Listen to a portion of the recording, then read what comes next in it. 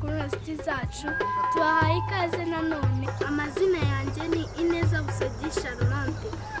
Ubu ngubu turi ahantu heza cyane, nk'uko mubibona hari ubwiza nyaburanga budasanzwe, hakaba hakorerwa ubukerarugendo bushingiye ku muco n'amateka, hakaba hari mu nzuri za Gishwati.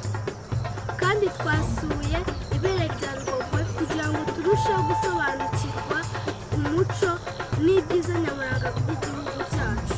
Iki gice nyaburanga giherereye mu ntara y'Uburengerazuba, tukaba twahagiriye ibihe byiza, by'umwihariko batwibukije ndetse banatwigisha bimwe mu biranga umuco w'igihugu cyacu, nko gusimbuka urukiramende, kuyobanwa, gukama inka ndetse n'ibindi byinshi byiza bigaruka ku mateka y'igihugu cyacu. Kandi twagize amahirwe yo gusura ishyamba rya Gishwati. Ni ishyamba riherereye mu ntara y'Uburengerazuba. Ni ishyamba ryiza kubera ko harimo ibyiza nyaburanga bitandukanye tuzagenda tugarukaho ku zindi videwo zikurikira. Bakunda insiti zacu, tubararikiye gukomeza kubana natwe muri videwo zikurikira, aho tuzagenda tugaruka ku muco n'amateka y'igihugu cyacu. Murakoze cyane mukora subscribe, like and share video zacu. Turabakunda. Hello our lovely friends, my name is Ineza Busogi Charlotte and we are in a very beautiful place. As you can see, there is a lot of natural beauty here with tourist activities mainly focused on livestock in pasture. We also visited Ibere rya Rugogwe to better understand the culture and the natural beauty of our country. It's a village located in the Western Province.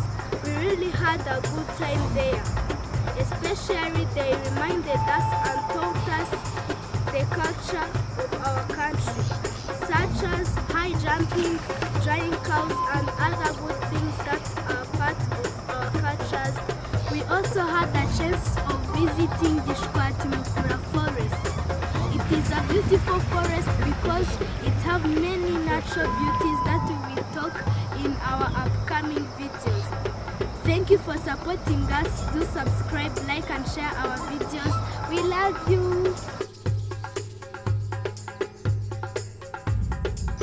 Comment vous allez nos amis? Mon nom c'est Ineza Busogi Charlotte.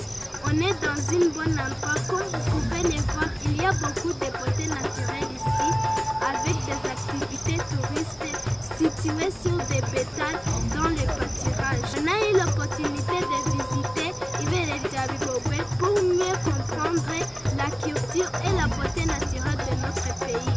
C'est un endroit situé dans les provinces de l'Ouest. On a eu une bonne maman là-bas parce qu'ils nous ont enseigné et ils nous ont rappelé quelques caractéristiques de notre pays, comme sauter en rond, le séchage des vaches et d'autres bonnes choses qu'on va dire dans nos prochaines vidéos. On a eu la chance de visiter Gishwati Mukura.